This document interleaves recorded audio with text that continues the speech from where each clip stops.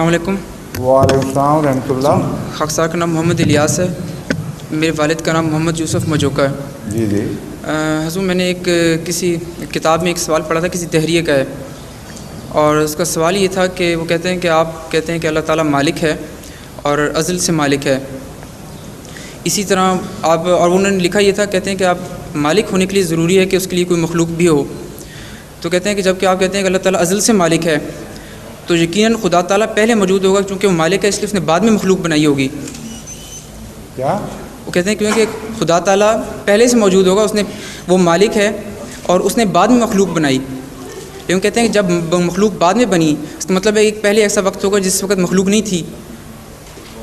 کوئی ایسا دور نہیں ہے جب مخلوق نہ ہو، کیونکہ صفات کا جو تعلق ہے وہ ذات سے اس طرح کا ہے جیسا خوشبو کا پھول سے ہے یا رنگ کا پھول سے ہے۔ پھول کی ذات کے ساتھ وہ صفات باقی رہتی ہیں، پھول خوشبو دیتا رہتا ہے ہمیشہ، تو خالق ہمیشہ تخلیق کرتا ہی رہتا ہے، اور جو چیز ہمیشہ سے ہے اگر اس کا ہمیشہ سے ہونا ممکن ہے تو اس کی صفات کا ہمیشہ سے ہونا ضروری ہے، پھر ایک کانسٹنٹ پروسیس ہے، سمجھیں؟ جی، کیونکہ جو ایٹرنیٹی ہے، جو سب سے مشکل مضمون سمجھنا ایٹرنیٹی ہے۔ ایٹرنی کا مطلب ہے ہمیشہ سے کسی چیز کا ہونا۔ یہ جو کائنات ہے یہ ہمیں موجود دکھائی دے رہی ہے، اور یہ ہم سمجھتے ہیں کہ از خود کچھ نہ کچھ بھی نہ ہو تو اچانک خود بخود کچھ پیدا نہیں ہو سکتا، کیونکہ ساری سائنسز ہمیں بتاتی ہیں کسی چیز سے کوئی چیز بنتی ہے، از خود نہیں بنتی، تو اور کچھ نہیں تو اس کائنات کو ایٹرنل ماننا پڑے گا کہ نہیں، ہمیشہ سے، اور اس کی صفات کو بھی ہمیشہ سے ماننا پڑے گا۔ اگر بے جان چیز ہمیشہ سے مانی جا سکتی ہے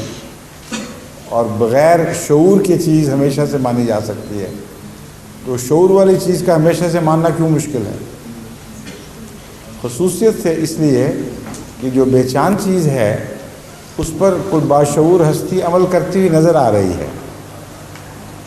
اور بے شعور اپنے آپ کو اس طرح ترقی نہیں دے سکتا، تو معلوم ہوتا ہے کسی شعور کا ہاتھ باہر سے اس پر کار فرما ہے، تو جو شعوری ہاتھ ہے وہ ہمیشہ سے ہے اصل میں، اور بے شعور ہستی ہمیشہ سے نہیں ہے، وہ پیدا ہوتی ہے، مٹتی ہے، پھر پیدا ہوتی ہے، اور یہ ضروری نہیں کہ ایک وقت میں ساری کائنات خدا کی کالعدم ہو جائے۔ ہماری کائنات مٹ سکتی ہے، کسی اور جگہ ابھر سکتی ہے۔ چنانچہ اب جو بلیک ہول کے اسپیشلسٹ سائنٹسٹ ہیں انہوں نے میتھمیٹیکلی ایک ایسی چیز کہی ہے جس کے متعلق پہلے سے مجھے خیال تھا کہ ہو سکتا ہے یوں ہوا ہو، لیکن اب اس کا سائنٹیفک پروف نہیں لیکن سائنٹیفک رجحان نظر آنے لگ گیا ہے۔ میں یہ سوچتا تھا کہ جو بلیک ہول میں ساری کائنات غائب ہوتی ہے تو ہو سکتا ہے کسی اور ڈائمینشن میں وہ ری اپیئر ہو جائے، ایک طرف سے غرق ہو رہی ہے دوسری ڈائمینشن میں اپیئر ہو جائے۔ اب میتھمیٹیشنز نے یہ ورک آؤٹ کیا ہے، انہوں نے کہا یہ پاسبل ہے میتھمیٹیکلی کہ ہماری ڈائمینشن سے زائد ڈائمینشنز ہوں اور ان کی روح سے ایک کائنات ایک بلیک ہول میں ڈوب گئی ہے تو دوسری طرف اس کے پرے کوئی میتھمیٹیکل پاسبلٹی کے طور پر وہ کہتے ہیں کہ ایک کائنات ابھر ہے، وہ اسپیس اور ہو،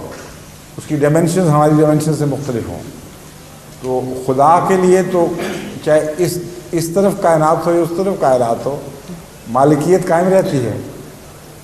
تو فنا ایک پہلو سے ہو رہی ہے، ایک پہلو سے بقا ہے، ایک پہلو سے تعمیر نو ہو رہی ہے، تو اتنا خدا تعالیٰ کا وجود اتنا عظیم ہے